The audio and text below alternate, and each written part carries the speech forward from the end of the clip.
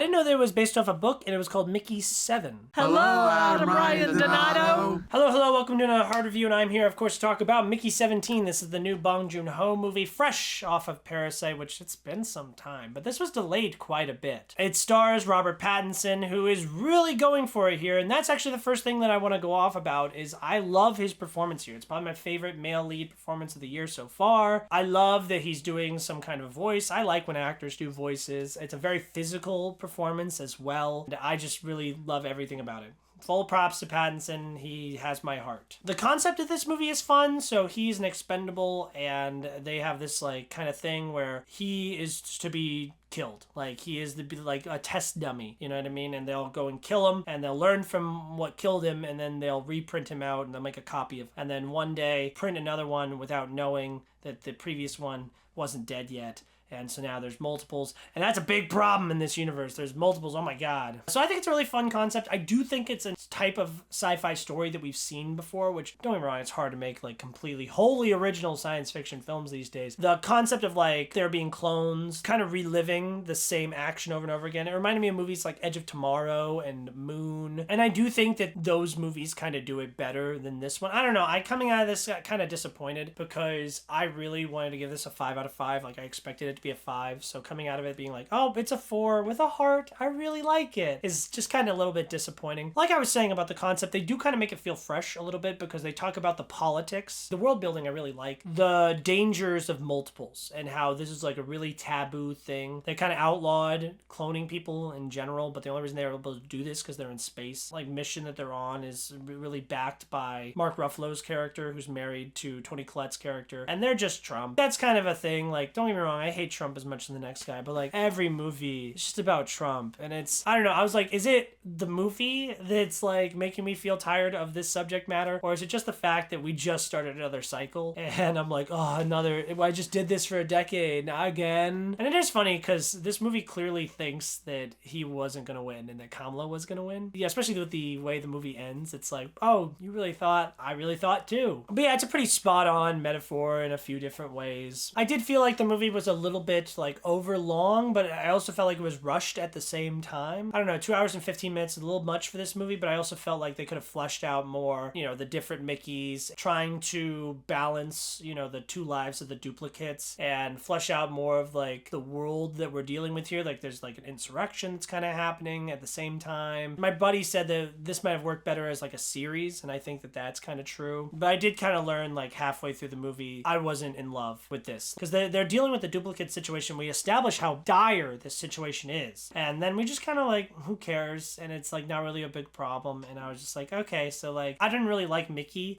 all that much because like he's not really doing much of anything about the duplicate situation. I don't know, I did think that they addressed the concept of why it's unethical for there to be duplicates of a person. There's specifically a conversation that's had by two of the women in the cast. I believe it's Naomi Aki's character and someone else, where they're like, oh, you get one, I get the other, and they're like arguing about why that doesn't make sense. And it's like, oh, you're having the argument about why duplicates shouldn't be a thing on this micro level, you know what I mean, on this relationship basis, but everything you're saying about this applies to everything, you know. So I thought that was a clever way to tackle this topic. I think that the aliens here there's really interesting design. They're kind of like these caterpillar type things, and then the babies are really cute, but I really like learning more about those, especially as the movie progresses. You kind of learn more about them. Yeah, I think the special effects in this movie are really good. It's really well shot. It's honestly like really, really, really good. And if someone said it was great, I really wouldn't blame them. I just didn't personally connect with it too much. I wasn't really backing Mickey. Even though I love the performance so much, I wasn't really too emotionally invested in his character because I thought he didn't really have much going for him, really. Like, I didn't really get the emotional pull for what he was trying to do. But no, I think it's good. Really, really good movie. 4 out of 5. Thank you guys so much for watching this review. Like, comment, subscribe. Why don't you guys tell me what your favorite Robert Pattinson performance is, because I think this really goes up there. I mean, I really liked Pattinson. That's not really like even like a top 3 performance in that movie. Thinking of, I know a lot of people would probably say Twilight. Good Time is a really great answer, but I really do think that this takes the cake.